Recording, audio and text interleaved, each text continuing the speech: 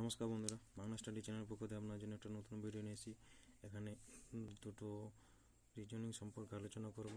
তো ভিডিওটি শেষ পর্যন্ত ওয়াচ করবেন। ভালো লাগলে লাইক, কমেন্ট এবং শেয়ার করবেন। প্রথমে এই কোয়েশ্চেনটা সম্বন্ধে আলোচনা করব। এখানে জিজ্ঞাসা চিহ্ন দিয়েছে, এটা কীভাবে হয়েছে। উপরে যেটা সংখ্যাটা আছে 5, 5-এর সাথে 10 গুণ মাইনাস 5 গণিত 3, এটার সাথে এটা গুণ দিয়ে এটা বিয়োগ, এটার সাথে এটা গুণ। 5 10 50 মাইনাস 5 3 15, 50 থেকে 15 বাদ দিলে হচ্ছে 35, মাইনাসটা বেরোচ্ছে সেম।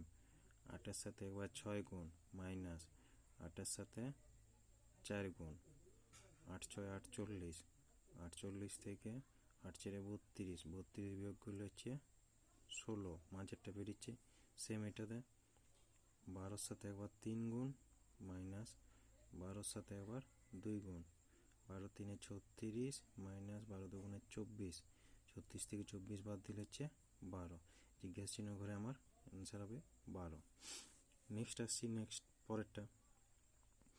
এটাতে বাইরের সংখ্যাগুলো দিয়ে এটাও ভিতরেরটা আছে, ওটা স্ট্রাকচারটা আলাদা ছিল, এটা স্ট্রাকচারটা আলাদা, আর অন্য কিছু না। এখানে হচ্ছে 5 গণিত 2 গণিত 7, 5 2 10 7 70, তিনটাই গুণ, এটা সিম্পল আছে সেম।